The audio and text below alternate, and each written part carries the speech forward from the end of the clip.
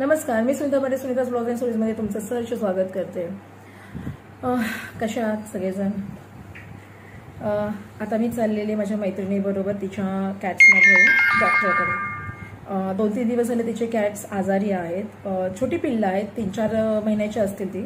हो, 3-4 महिन्याचीच आहे, कारण एका स्ट्रे कॅटने तिच्या घरात येऊन मांजरांना जन्म दिला होता। 3 जण आहेत, 2 फिमेल आहेत, 1 मेल आहे। तर 3 दिवस झाले ते आजारी होते, म्हणून तिने परवा डॉक्टरकडे नेलं होतं। त्यावेळेला असं कळलं की त्यांना कावीळ झालेली आहे। त्याच्यामुळे मग मी काल तिच्याबरोबर गेले होते आणि आज सुद्धा आम्ही जात आहोत। सांगण्याचा मूळ उद्देश असा आहे की पावसाळी वातावरण आहे, पाणी दूषित येत आहे, कारण गढूळ पाणी येत आहे सगळीकडे। सो त्याच्यामुळे सर्वच ठिकाणी कावीळची साथ आलेली आहे, खास करून प्राण्यांमध्ये। आमच्या डोंबिवलीमध्ये पाण्याचा 12 महिने प्रॉब्लेम असतोच, त्याच्यामुळे सर्वजणच पाणी स्टोअर करतात, बादल्यांमध्ये वगैरे भरून ठेवतो आम्ही सगळेजण पाणी। आणि ज्यांच्या घरात पेट्स आहेत तर पेट्सना पण कितीही त्यांचं वेगळं पाणी जरी ठेवलं ना तरी ते बादलीमध्ये जाऊन पाणी पितात। त्याच्यामुळे आता एक 15 दिवस झालं थोडंसं गढूळ पाणी येते, कदाचित त्या पिल्लांनी ते पाणी प्यायला असावं म्हणून त्यांना कावीळीची लागण झालेली असावी। माझ्या घरी सुद्धा मी पाण्याने बकेट्स भरून ठेवते, माझे नवरंग सुद्धा बकेटमधलंच पाणी पितात। कितीही त्यांच्यासाठी बाउल भरून ठेवलं तरी सुद्धा ते बकेटमध्ये जाऊनच पाणी पितात। उन्हाळ्यामध्ये तो प्रॉब्लेम नव्हता, पण आता पावसाळ्यामध्ये हा प्रॉब्लेम जरा जास्त जाणवू लागलेला आहे। त्याच्यामुळे मी सुद्धा घाबरून आता सर्व बकेट्स मी खालीच ठेवलेले आहेत, अजिबात मी त्यात पाणी भरून ठेवत नाही।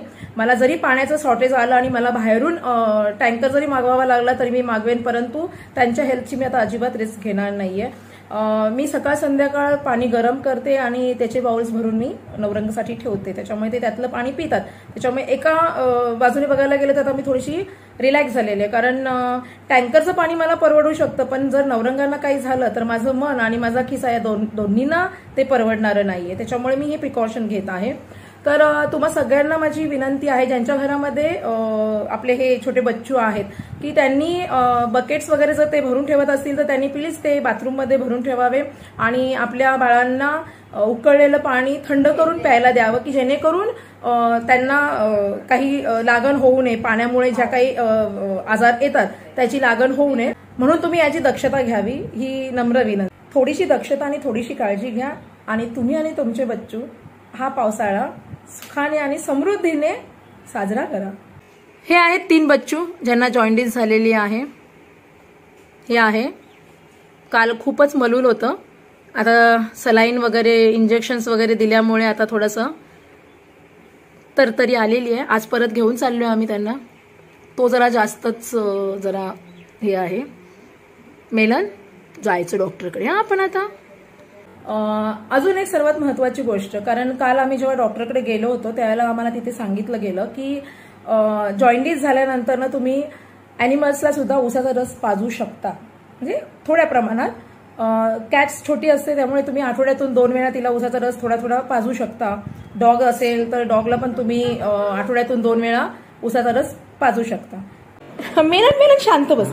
मेलन दादा काय बोलतो, मेलन दादा काय बोलतो, पण तो शांत आहे, म्हणजे तरी काही खाल्लं नाहीये कालपासून। हा नॉर्मल आहे, ताप नाही आहे योगिता। मेलन ओले बाबा, मग आता ह्याचं काय त्याला द्यायचं औषध? उलटी होते त्याला, लूज मोशन झालं याला।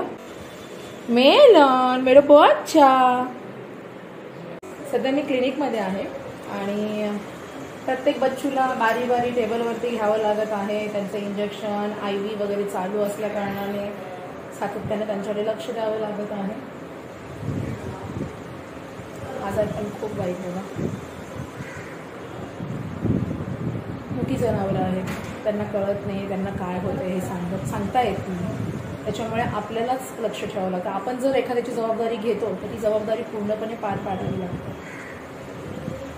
सो आता कालच्यापेक्षा जरा नॉर्मल आहेत, तिघे होतील बघ।